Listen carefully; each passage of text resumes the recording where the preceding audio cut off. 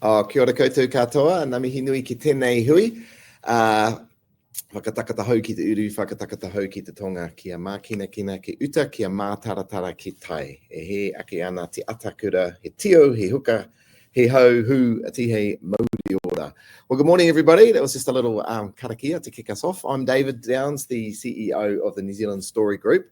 Welcome to all of you. I can see some quite a lot of people here from different parts of the world. I won't show everyone's links, but it's quite exciting to see people from California, USA. Jimmy, I hope everything's all right with you after all of the fires and everything. People here from the Waikato, from Sydney, Nelson, Tauranga. Really great to have you all here for this webinar today, and thanks for joining. So we've got an hour with you today. I want to bring up some slides now and tell you a little bit about what we're going to cover off this morning. So really important part of New Zealand Stories work is this understanding of other countries' perceptions of New Zealand. And for those of you who aren't aware of New Zealand Story, we're a government organisation. Our role is to help grow international perceptions and understanding of New Zealand. I'll come back to that in a moment. I'll give you a little overview in a moment. Then we're going to get into some of the quantitative data that we've learned. So we do some surveys around the world, understanding perceptions of New Zealand at a big level, and then we dive in on particular markets. And today's all about the USA. And Josh from our team, our mates at 55.5, are going to take us through that. So that will be the bulk of today's session. There is time for Q&A at the end, only maybe 5-10 minutes. So please put your questions in as you think of them going through. Don't wait till the end because we'll run out of time. But if Josh and I have time, we'll go through quite a few of those questions at the end of the session as well. So again, New Zealand Story, we're bringing this to you today. Our role is international perception. Now, New Zealand's international brand is valuable. As you might have seen in the pre-roll, $250 billion is the valuation of the brand of New Zealand. And our job is to help bring that to life, that story to life. We have things like a toolkit of content, graphics, images, videos, that sort of thing. The research work that you're going to see today is an example of the sort of work that we do, and we publish these sorts of things fairly regularly. We help on major events and missions through our consultancy work. And then very importantly, we also manage the international trademarks for New Zealand, particularly the Fern Mark, which is the most recognised symbol by a long way of New Zealand. So that's the sort of work that me and the team do at New Zealand Story. And today, as I say, diving in, is we're looking in particularly into research. And I will make a quick note that today's session is full of content, packed, and it will be housed on our toolkit after this. So we're not apologising. Some of these slides are quite data full, but you can go back and rewatch this webinar, or you can download the full pack as well. Just to give you a bit of a feeling, the way that we think about research is in a cascading sort of approach. So we have a process called the Global Soft Power Index, and that is a international survey, not done by New Zealand Story, done by a London-based company. We buy into that data, and that tells us perceptions of New Zealand from hundreds of countries. And we use that information at a very big data set. There's nearly 200,000 people, I think, as part of that data set.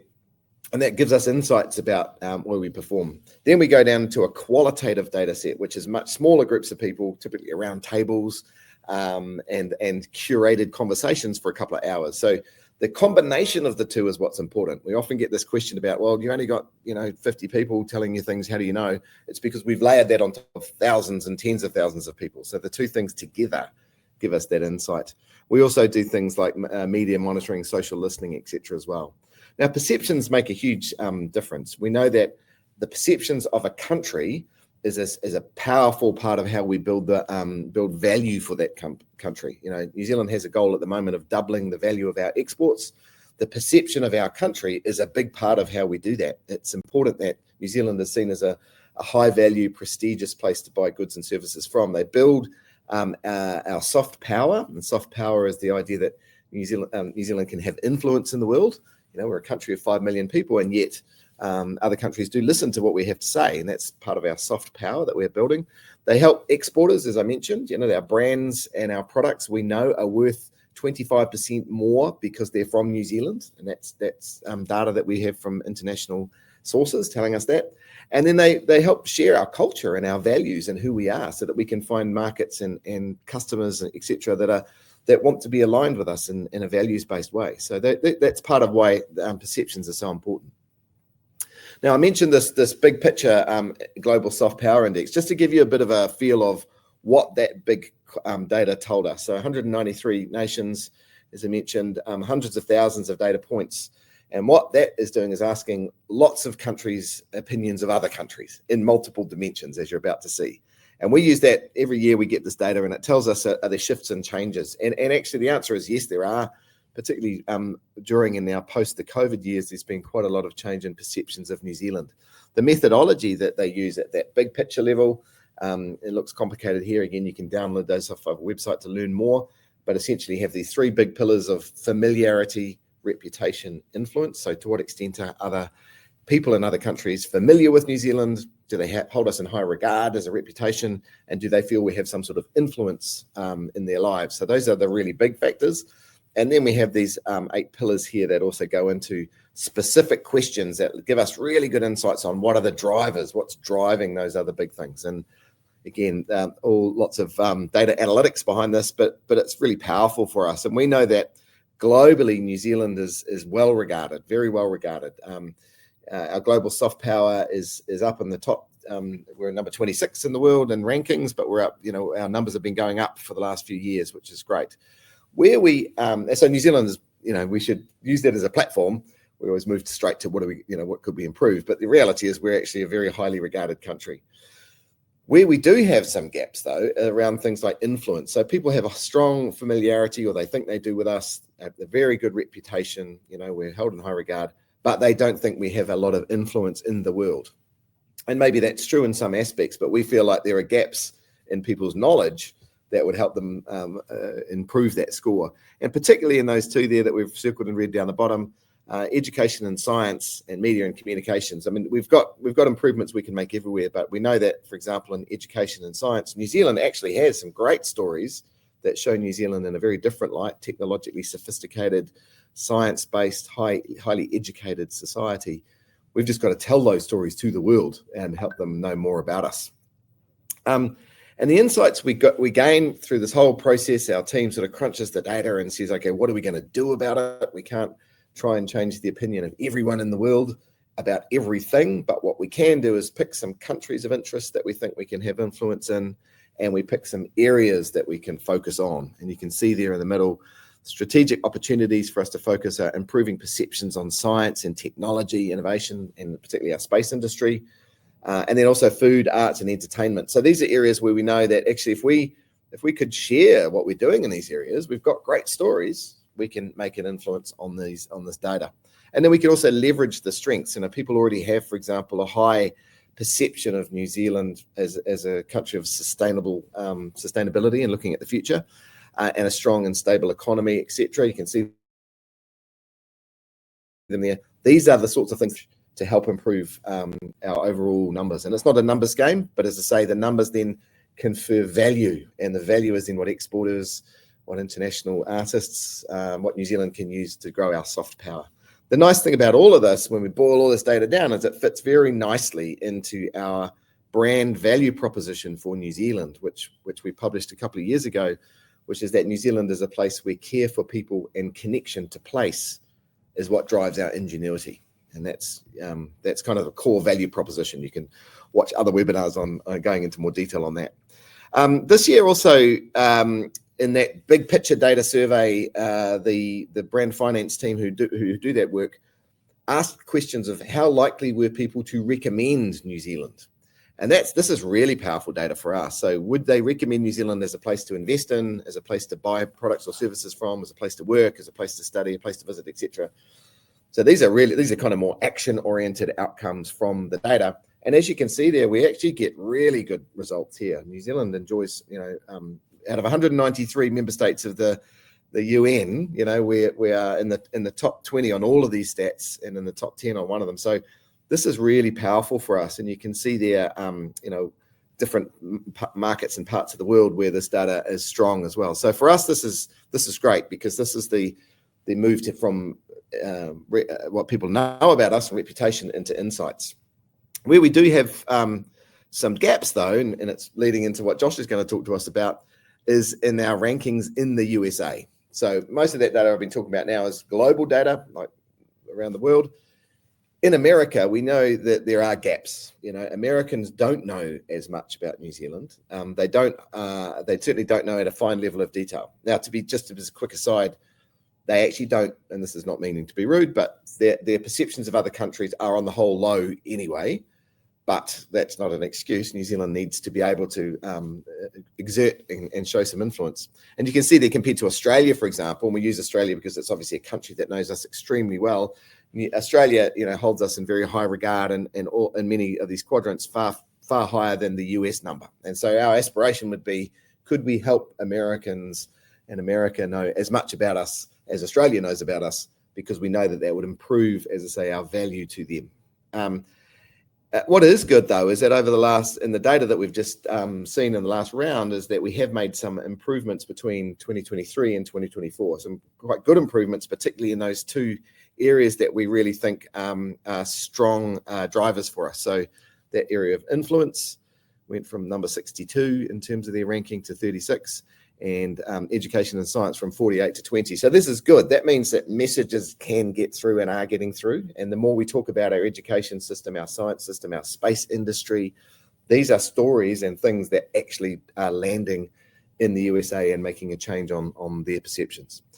So everything I just talked about there is quantitative data, just large data sets, asking lots of people simple questions. Then you go, well, what can we know more about it? Like, why is that the case? What could we do about it? What would it mean if we could share this, et cetera, et cetera? And that leads me to introducing Josh.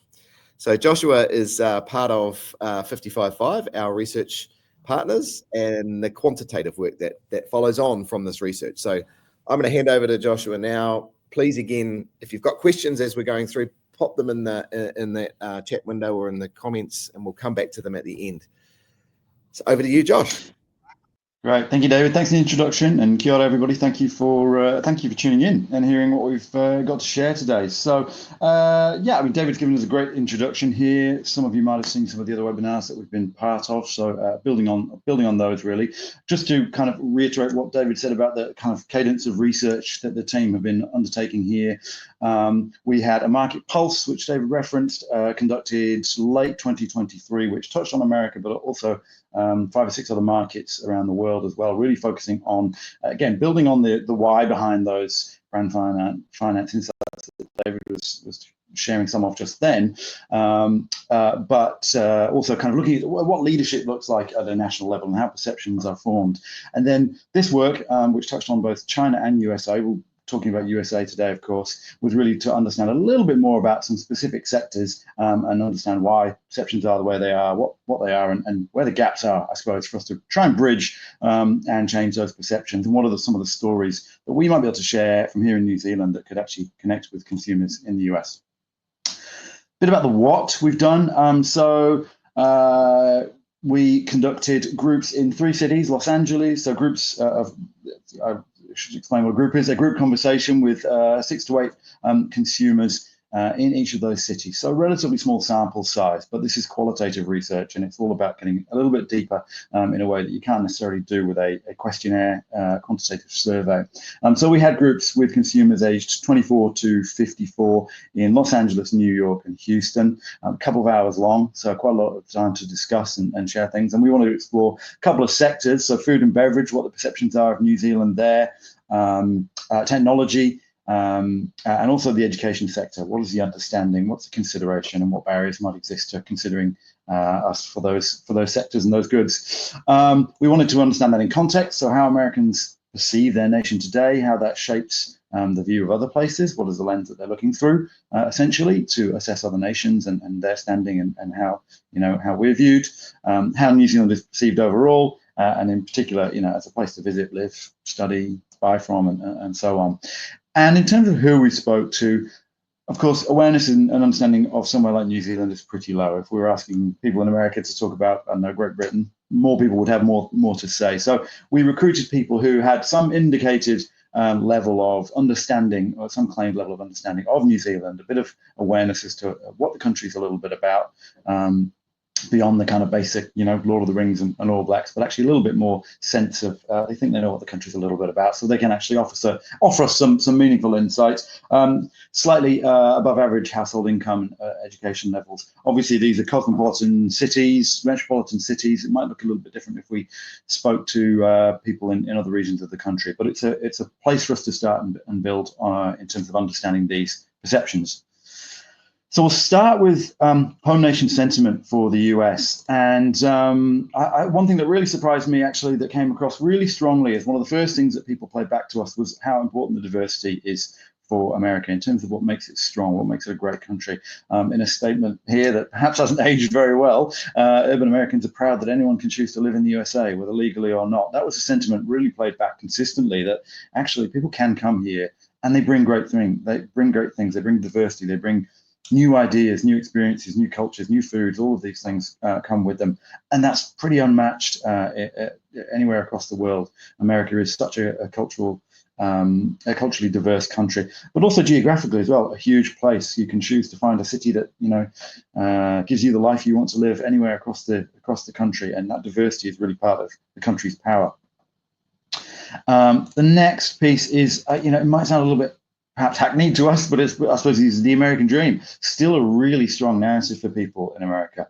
The idea that you can come here, work hard, and there is the promise of potential success. If you work hard, you can make it in America, and you can succeed. And that promise is a real driver for people in the States, and something that people are continue to be proud of in America, and something that is seen as a uniquely American perspective or opportunity, I suppose. That said, does come with a cost. Busy and demanding place to work. Life in the US, if you are grinding to kind of make that success, there is a feeling that, or recognition that you have to work hard. That can come with often not very much support, social support. I'm sure well known. Access to healthcare being one example. Education, the expense of that at the highest levels is obviously prohibitive for some people. So there is a sense that you are kind of on your own. You can make it here, but you have to do it yourself, and that can take a lot out of you. It can be extremely busy, extremely demanding to actually achieve that success.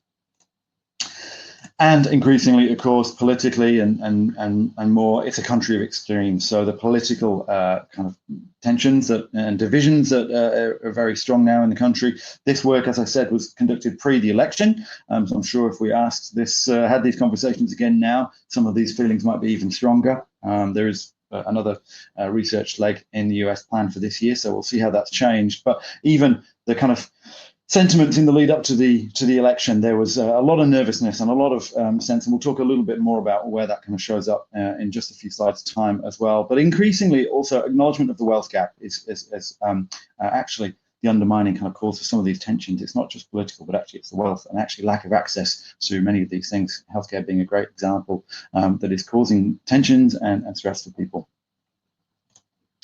But despite that, it remains a superpower, remains a huge country with a huge economy and population and geographic area. So there is still a lot of power here, and people talk about, it still has that political might, military might, economic power and leverage over the world. There is still that very strong sense that democracy, no matter what happened with the election, whether you agree with the outcome or not, it was a democratic process, and you can still exercise that right in America, and people are rightly proud of that compared to other countries. Pop culture power as well, and the soft power, one of the key soft power levers, exporting things like sport and arts and entertainment, movies and music and so forth, is something that Americans see as obviously a really key part of the nation's strength and power.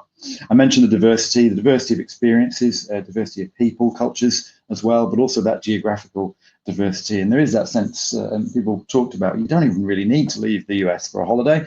You can travel within our country. It's vast, it's hugely diverse, and you can get all kinds of experiences here within the one country. So there is a sense that actually, it offers everything to everyone really. And then institutional leadership and leading into what we're going to talk about later with education and those sorts of things, there is a sense that we have the best in the world in America around educational excellence. We have Ivy League universities, we have healthcare that's the best in the world. And if you have access to that, if you can afford the access to that, or you have the coverage to allow that, then this is the best in the world, and that kind of reflects a sense perhaps not necessarily reflecting the reality for many people's lives, but actually America is a leader in these institutions. So a great source of pride for many. So a few factors that I suppose lenses, I suppose, that consumers in the US look through when they appraise themselves and how they compare to other countries, how they therefore appraise other countries, including New Zealand. And one is obviously that social political lens, even with those divisions that, and the kind of rift in culture wars and that sort of thing. There is that sense that, US is a little bit polarized at the moment, but it is still an economic and I suppose social opportunity for many people who want to go in there and work there and live there. The next is, I suppose, around economics, and so economically, it's a nation that has a huge amount of power and a huge amount of potential. When you do travel abroad, the US dollar is dominant and gives you a lot of power. The population is large. It's a great place to do business. If you can crack it in America, then you can crack it anywhere. Of course, you can succeed anywhere. Technologically, something that America is very proud of. They're the kind of home of consumer tech, and they do shape perceptions. It's the incubator and hub of new tech innovations. A sense that tech is embraced through all walks of life in America, and it's sort of really kind of leading new tech, new industries, new innovations. There is, however, some recognition, and particularly amongst younger consumers we spoke with, that it's perhaps not rolled out as equitably as it is in other nations. And sure, you can buy an iPad, you can use ChatGPT, and you can purchase access to technology in America as a citizen, but there are people playing back. Well, actually, countries in Asia and Japan and Korea, in the Middle East, in Europe and Northern Europe, there's a perception that technology is rolled out a little bit more equitably. It's in the built environment. It's applied more socially than it is in America, where it's really you pay to play. And there's a sort of increasing awareness that perhaps other nations do this a little bit better. We might invent all this stuff, but we don't apply it in quite the same way. And then lastly, this again, a comparison to other nations, is that environmentally, there's a little bit of, I suppose, resentment and a little bit of, I suppose, frustration that America is moving slowly in terms of making environmental gains, and a sense that, like nations like Australia, that they're a country that's wedded to extraction, and that's perhaps not the way the world should be going, and some frustration there amongst consumers around America's progress in that regard.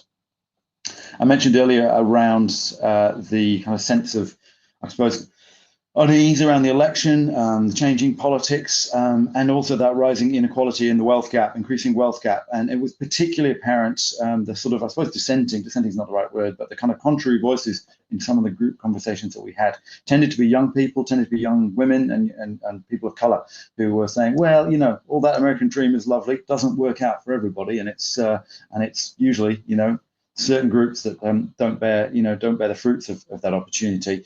So there is increasing awareness of this, and there's some lovely quotes here that show that, I suppose, the power and sentiment behind some of these concerns. One on the right here, the bottom one, polarized. One half of the country is totally distracted by TikTok. Another is very engaged with politics. Half are concerned about Israel, half are not. Half are fighting against racism, half are not. So there are clear divides here that are increasingly opening people's eyes to how other nations behave, and other ways people, how other nations live and support their people, and recognition that for many in America, it doesn't quite work out as the narrative is supposed to say it works out. So a couple of opportunities, I suppose, for I suppose considerations for cracking in America. One is that we need a unique ethos to crack into America. This sense of American exceptionalism is still very, very strong, despite those rifts. There is still a sense that America is the best in all sorts of walks of life, all sorts of sectors, and to actually rock up on the shores of America with a new idea, it's pretty tough. It's a pretty tough ask to excite anybody. So we really need to bring a unique ethos, some kind of strong motivation that helps us stand out. It's not necessarily just about product, but perhaps the values and the story behind it, to kind of build up on what David was saying earlier on about values and who we are. We'll talk more about that. The second is quality over cost, and we'll talk more about that when we come to the food and beverage conversation later on. But a sense that quality is something that is still really valued by Americans, American consumers, and there is a sense that in America perhaps quality is starting to erode, particularly in food, but also in other sectors as well. So there is still a market for that. I want to see quality goods. So I'm really open. Consumers are really open to seeing things that have a quality story, made responsibly, made without cutting corners. So that's another kind of angle that we can leverage when bringing our goods to the US. Next one is tech for good. So actually, technology that is applied in an equitable way does, solve problems that are really kind of impactful for society, not just for, shareholders and that sort of thing. We're not going to go into any detail of it today, but we shared certain examples of New Zealand innovations to see what kind of resonated and maybe made us stand out. And one theme was that, these are all positive, quite positive innovations. They're trying to solve problems for people. And that's something that really, really related and resonated and was seen as quite unique. And then lastly, is just to kind of, I suppose, reinforce the point I made a moment ago, is that many Americans, particularly younger Americans, are looking at other countries and learning. They're seeing what they like and seeing that there are other ways to do things. And beauty and cleanliness and looking after the environment and the people is actually very, very appealing and something that they would perhaps like to see more of in America. But it does mean that it's an opportunity for us, and it's something that we've seen greater awareness of. The data that David showed earlier shows that increasingly people are aware of us and have increasing kind of sense of who we are as people. The COVID years have kind of thrust us into the spotlight a little bit on the world stage, and that's something that it's really important for us to nurture, building on that combination of increased awareness for one thing, but also a sense that we are quite unique people, innovative, kind, socially pragmatic, and honest, and that's really, really kind of valuable to people, particularly in the US. So I'll move on to talk about the perceptions of New Zealand, and some of the work that we've done and shared in previous studies. We'll go into more detail of this, so you can look that up on the Toolkit website, on the New Zealand Story website. But I guess no big surprises here. I suppose the big overarching associations are threefold. They're these things that we see here today. So primarily, it's we're a land of what you see on the slide here: beautiful landscapes, pristine nature, and a really lovely place to come and see, a destination for tourism and adventure, peace, a vibrant kind of cultural experience, but perhaps lacking in I suppose the metropolitan, urban, modern kind of bustling cities and the rich cultural stimulation that goes back centuries, thousands of years that they expect to see when they travel places like Europe or Asia. There is, obviously it's here, and there's an awareness. We'll talk about Maori culture in just a moment, but there's an awareness that actually, compared to some other destinations in the world, Asia and Europe being obvious examples, there's perhaps a lack of cultural richness and experience and stimulation that they might want as a tourism destination there. So there's something we can some work to do to kind of build that and perhaps show a different side to New Zealand that many don't see.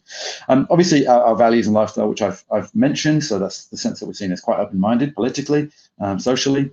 We do have that kind of greater embrace of Indigenous culture here, which I'll talk about in just a moment. But it can, all that kind of open-minded, people-first mindset can drive a perception that from a business opportunity perspective, perhaps we don't have that ambition that America does to succeed, which can be a good and a bad thing. But obviously, if we're talking from a business perspective, maybe there's a sense that there's a little bit of a gap to bridge there. And then lastly is, I suppose, limited association, but with quality in terms of our primary exports. Brands are kind of not particularly well known, but there are sectors that we are well known for: wine, wool, honey, lamb, those sorts of things. They are sort of the kind of primary associations that people have with us as a nation as to what we produce and what we do. So, great that we have an association with quality, but it does indicate a gap in terms of, I suppose, STEM industries and other kind of industrial sectors that we are perhaps, we have capability for, but it's not known. And that's really, I suppose, you'll see over the next 20 minutes that's really the theme of the gap that we need to bridge, really, is to build up another side to our story and our products. So really, I suppose that's probably the big challenge here. Is it's an opportunity, but really a challenge to bring brands and their origins, but also our sectors, niche sectors, and specialist expertise that we have, problems that we solve through our ingenuity to the world stage, and actually show more of that. It's really, I suppose, the big challenge throughout all of the work we've done here, all of the feedback we've heard. I said I'd mention about Maori culture as well. We did talk about this, and we showed various kind of pieces of stimulus that talked about the country and entered story stimulus, that sort of thing, adverts and so on, promo videos. But this awareness of Maori culture did come up organically before we even kind of raised that issue. So there is awareness here of Maori culture. Like when we spoke to Chinese consumers in the previous piece of work, the awareness is there, but the understanding is relatively shallow. So there is an acknowledgement that we do in New Zealand quite a good job of recognizing, embracing Maori culture. But there is a kind of lack of deeper understanding of what that really means. What's the kind of impact of that in terms of how we act, how we behave, what we do, what we produce. People are uncertain about that, and they're really not sure about how that kind of impacts life or the economy here in any particular way. There is a comparison drawn, so they draw comparisons with how America has treated its Native American people and culture over the centuries, and it is seen as a really positive thing that we have not done quite the same thing there, and there is much more representation here.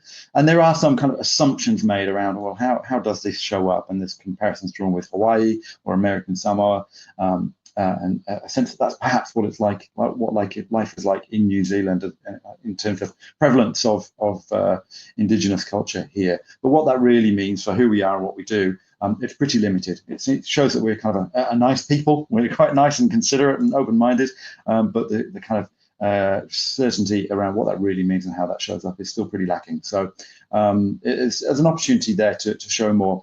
The one pushback that we did hear, more so than in the China research, is that we've got to be careful of tokenism, and particularly from such a diverse country, culturally diverse country as America. There's a sense that I don't want to see this stuff if it feels tokenistic.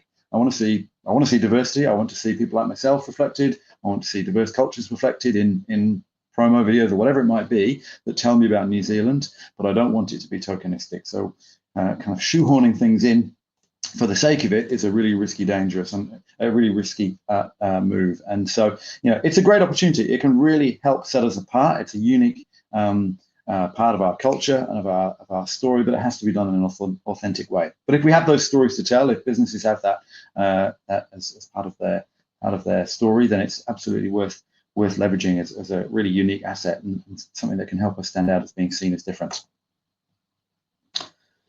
Okay, so a few macro takeouts from the perceptions that we heard from our US consumers. One is really emphasize our sustainability credentials, and the fact that we're a nation that cares for our people and our land, our resources, is really attractive to American consumers, particularly young urban American consumers. So our sustainability attitudes is really quite appealing. So any stories we can tell there is really motivating, and something that, as I mentioned earlier, seemed to be lacking in terms of America's actions on these kind of these issues. The second is that we really need to showcase our capabilities more. We have a lot of great capabilities, a lot of great innovations that we can share and talk about, but the dots are not being joined. People talk about Lord of the Rings being filmed here, but the credit goes to the landscape. It's not going to, all the great technical capabilities and expertise that we have behind the scenes, they're not being connected to New Zealand and owned, and I'm sure there are many other industries and stories that we can tell where that's the same. So we really need to get better at connecting New Zealand to kind of these successes and really owning them ourselves. And then lastly is just to reflect the diversity that we have here. Americans, particularly young Americans, really value that diversity when it's shown, and they want to see themselves mirrored and that kind of diversity mirrored in other countries, especially if they're considering it as a tourism destination or somewhere to come and work and live. So we really need to showcase that where it's authentic to do so.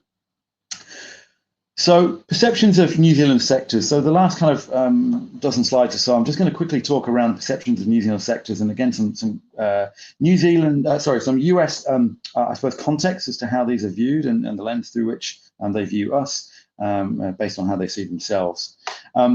Firstly, starting with food and beverage, I alluded to this earlier. I was really quite surprised actually to hear how vocally negative people were about the food in the US. People talked about it, used the words like poison, some quite strong language around how American food, at least everyday food in the supermarkets, that sort of thing, is in terms of its quality, a sense that there's a great lack of regulation, corner cutting, additives that are not great, and a real kind of suspicion and really kind of negative attitude toward the quality of food that's available in US supermarkets or sort of available day to day, and a sense that actually really the best food in America is imported. It comes from the cultures that live there and the diasporas that live in America, and they import their own great foods from other countries. And there's a real challenge there in terms of getting great food for everyday consumption in America. And not necessarily with food and beverage, but the people talked about the loss of manufacturing and therefore quality as well. There's obviously a wealth of imported goods from China or other parts of the world that are cheap and affordable, but not necessarily quality. And I sense that actually things that are made in America are, few and far between now, and even when they are, the quality is lacking compared to other parts of the world. So a real openness to quality being, held onto by other nations, and actually open to sort of importing quality, particularly the case in food and beverage. So that obviously puts us in good stead. I mentioned before that there's superficial knowledge, but there is knowledge around what we produce, and food and beverage being a key part of that. In terms of food, there's lamb, kiwi fruit, chocolate, wine, dairy were mentioned. I suppose the key thing is that aside from something like, say, Sauvignon Blanc, there's no kind of hero product. We produce a lot of dairy. We're known to produce a lot of dairy, but we're not producing, I don't know, a Parmesan or whatever it might be. There's not that kind of uniqueness, that unique kind of food that is owned by New Zealand per se. So it's a fairly broad, superficial knowledge about what we produce. I think the key then is we really need to start talking about beyond just our pristine landscapes and that as a source of our great food, but talking to the experience that kind of produces that, the skill sets, the practices, the experience, and that sort of thing to really drive further value into the products here. They believe that our food is good quality, but I think we can push that further by telling a little bit more about our expertise and to just how we make our great produce. The next is around, really it's about the quality of our place. So obviously there's no shame in talking about, how pure and high quality and kind of well looked after our land is and the inputs to our food. So there remains value in pushing that story and telling the kind of natural side of things, because it does, it's a great piece of evidence for the beliefs that people have around our quality. And then lastly, just some mentions of other sectors that I suppose slightly adjacent. So skincare and beauty products and fashion as well came up a few times with some of these consumers and brands that are starting to get a bit of traction in the US from New Zealand.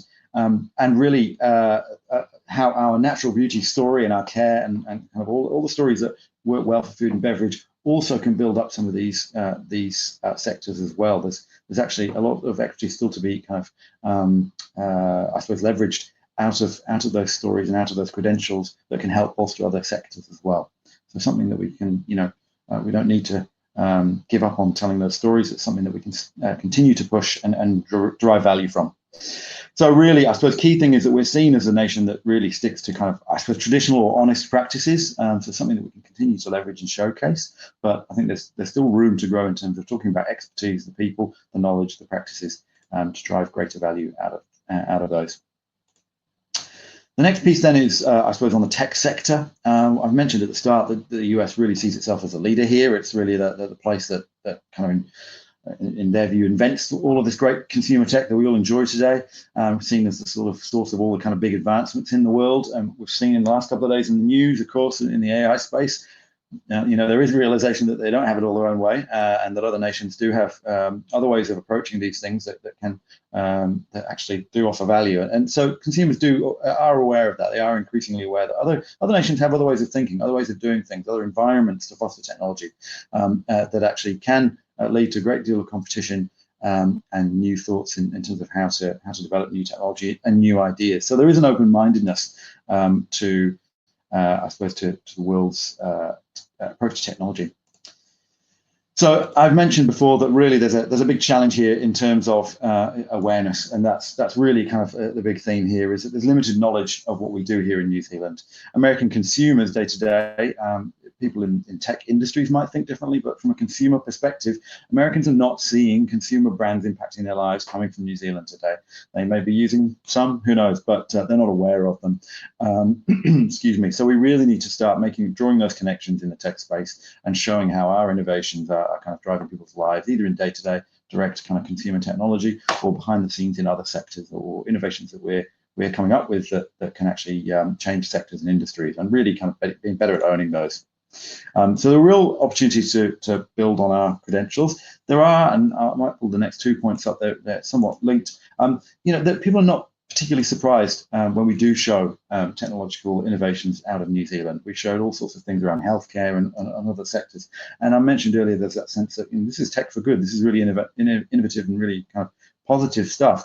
There is a sense that they're not surprised that New Zealand can do this. There is some latent underlying belief that we're quite innovative, pragmatic people. Partly that's because we've had to be. we're isolated from far from the world, and we have to go on a small island, smallish island, and we have to kind of fend for ourselves and figure things out. So there's some kind of surprise that we've done so much, but not disbelief. There's a sense that, you know, we're perhaps quite open to crypto here. We're the billionaires' bolt hole of choice, and perhaps that reflects a nation that's actually a little bit more techie and advanced than people might realize. So there is certainly potential to build upon all of these. And as I said, innovation that's values-led is really powerful. It's, you know, it's telling these stories that we showed around the values that we hold that reflects who we are, and doing things for good, for people, for societal kind of gains is really powerful and impressive to people.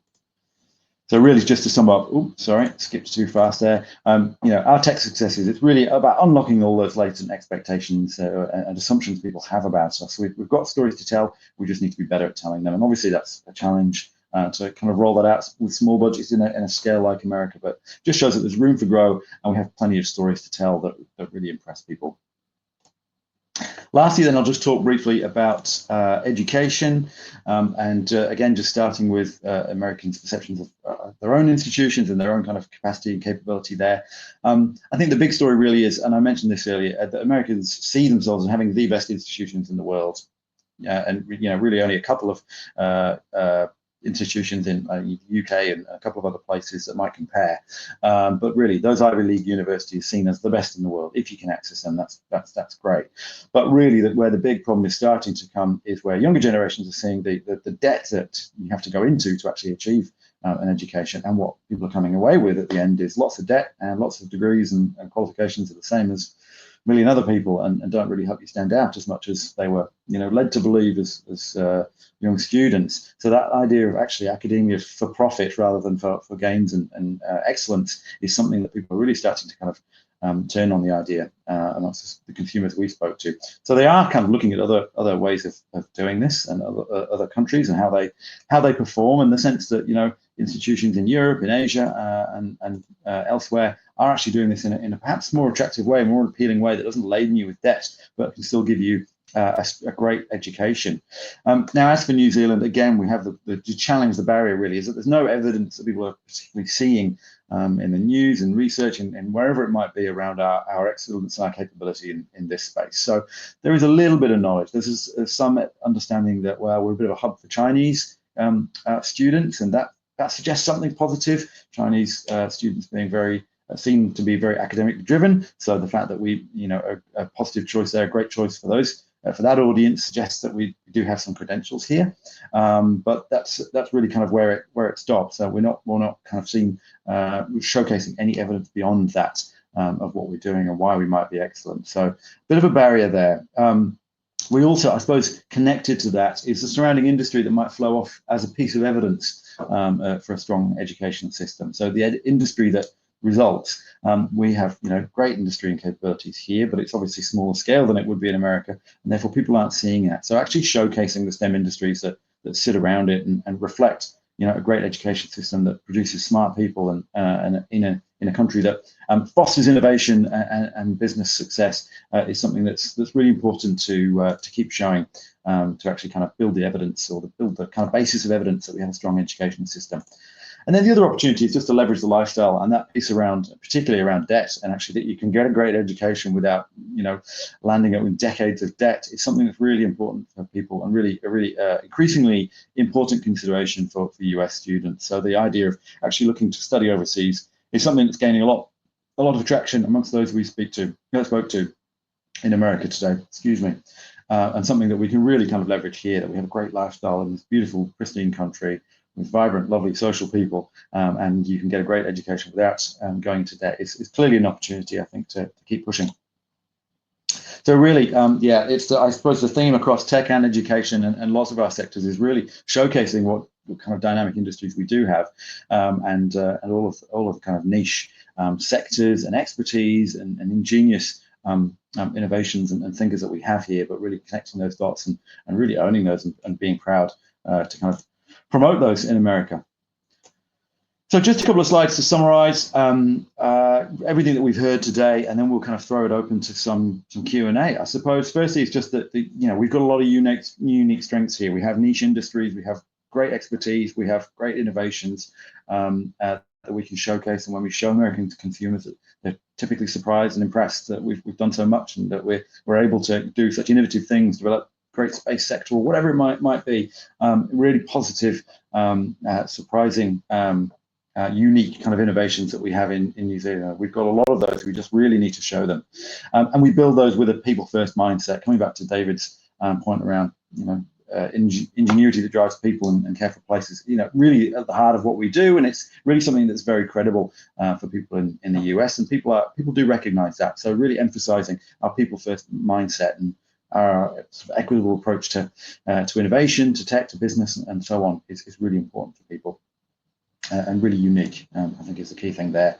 But obviously, there's a large opportunity, a large gap, I suppose, a challenge in broadening awareness of our sectors. We're well known for our tourism, our beautiful landscapes, and it's a great place to travel and explore. But we do need to show another side of that. We do need to show bustling urban areas and industry to really kind of start to shift the dial on those perceptions of those sectors. We've got a few things that we really can kind of leverage, though, I guess, and they really kind of speak to who we are as New Zealanders. So I guess the first is, showing that diversity, showing that we, reflecting Americans' diversity and what they want to see there, showing that we're thriving and we're really progressive, leveraging our purity. So the fact that we a key part of our story is how pure and kind of pristine our country is, how unadulterated our produce is something that, as I mentioned throughout, something that remains really important, something that can be leveraged by other industries as well. We have to promote our care as well, which I think is connected to that. So the pride in the process, the people, and behind the stories is still remains to be really, really important. We've got to show our opportunity. So we've got to show the skill sets and expertise that exists here, because that's really a key part of the growth opportunity here and kind of building those industries out. We need to show how connected we are globally as well. The tyranny of distance, particularly for people considering that studying, is obviously a barrier and something that's not easily overcome, but certainly in, say, the tech and STEM industry space, it's something that technology allows us to bridge those gaps. So it's something that we really need to highlight. And then, building out that STEM presence and the sectors, building awareness of the sectors and capabilities that we have here is really, really key. So that's it for me. I think I'm roughly on time. You are. Well done. Tour de force, Joshua. It's like watching you at 1.25 speed. It's amazing. And yes, just to reiterate a couple of things, we know this sort of slides are dense. They are available on the New Zealand Story Toolkit. You'll be able to download them pretty much straight after this, and a copy of this webinar will be up there at some point as well. This, as I said earlier, builds on the quant data. So I've got a couple of dozen questions, Josh. We've had while you've been speaking, a very highly engaged audience, including some people doing IT support for each other, which has been wonderful to see. So I'm just gonna try and rattle through, and we're gonna have to answer quickly. First, about the survey itself, because we always get this sort of questions about the methodology and the size of it and stuff like this. There's some questions here about can people get the Global Soft Power Index rankings for other countries? The answer is sort of. We pay for the data and it gives us certain licenses to use it. If you talk to your New Zealand Trade and Enterprise account manager or customer manager, you might be able to get access to some extra bits. But also just ping me or my team a note and we see what we can do in terms of getting access to things. There's a question here, Josh, about sample size. Would it be possible or desirable to have a quantitative survey of 1,000 people? What would be the barrier to that? The only barrier to cost is their budget to do it. Quite frankly, there's obviously the research budget that New Zealand Story uses has to be used, I suppose, with some prudence, and obviously spread across several different inputs. The GSPI data is really key, and it gives us the kind of landscape of the what and the movements at a high level, and obviously pinpoints areas for us to understand more. And the New Zealand Story team, obviously internally decide on where are those areas where we think, we've got capabilities here, but there's a gap, there's a knowledge gap, or an assumption understanding gap, something like that. And that's where the qualitative work helps us to dive a little bit deeper. Quantitative work can give us Robustness, sure, and obviously qualitative research, one of the drawbacks is that the sample sizes tend to be small, but what you trade off in sample size is what you get back in depth. So yeah, absolutely. Look, quantitative surveys are really powerful. They do give you robustness. Does allow you to get a better picture of say coverage across the country, for example, and we're very aware that these are metropolitan areas, urban people we spoke with, so that would look different. I think one of the key things to consider and why the qualitative approach is important is asking 1,000 people, of whom, in reality, 950 of them don't know the first thing about New Zealand, isn't going to yield you enormous insight. So actually being able to go deep with people who know a certain degree about New Zealand is actually more insightful in many ways than doing a quantitative study on this type of topic. So absolutely has value, but it's really about research. Yeah, and that sort of picks up a little one of the other questions that Kylie asked too, which is about could we get data into sort of more of the middle states and sort of the more rural areas, for example. Yes, but it would come with a big budget constraint, and obviously then that's very sector focused as well. So, okay, let's pick up some more. We're going to have to go fast, Joshua. The education sector. We talked about the education sector there as being a key thing for us. Where's my question on that one there? Is there value here, I suppose, in showcasing beyond tertiary education, maybe along into district level, sort of high school level? I'm sure there is. I think it's something that it came up in the China work, not specifically, but I suppose longer term migration for education, not just for universities and that sort of thing. Whereas the the US conversation is very much focused on education is fine until you get to universities, and it's very expensive, and the institutions are incredible. But I think there absolutely is, and it was very appealing to Chinese consumers that actually there is a lifestyle here where education, even at a younger age, is a little bit more flexible and diverse, less kind of hard academic interests, and actually a lovely lifestyle for children to grow up and learn in. In the US, that wasn't such a focus. There was a big focus on the wealth equality gap and the debt that comes with that.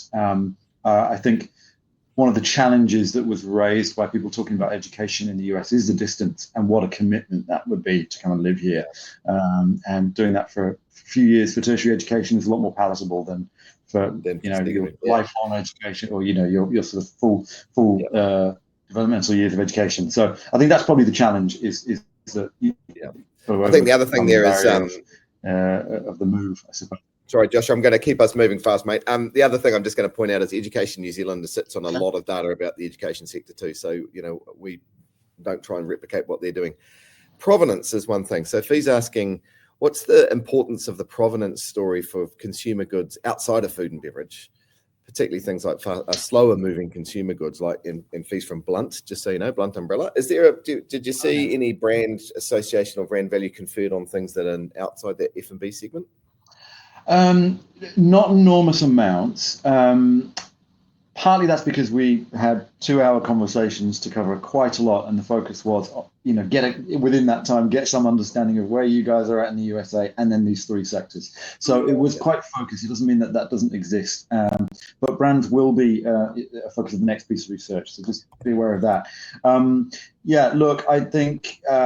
Primarily, the associations for New Zealand is those primary industries, those primary goods. I think a little bit on, as I mentioned, some skincare brands, beauty brands, starting to emerge a little bit and gain some traction in the US. We didn't hear mentions of other things. I think Allbirds might have come up once or twice, if memory serves, but not so much in this. But it might if we, in upcoming research where we do focus on brands more. I'm sure we may well learn more about that. So keep your eyes. Having said that, if I was working for you, Fee, I'd got some great ideas about how you could use New Zealand's landscapes and provenance and care for people as a big part of your brand story. But anyway, I won't give you that advice. You're experts at what you do, which is fantastic.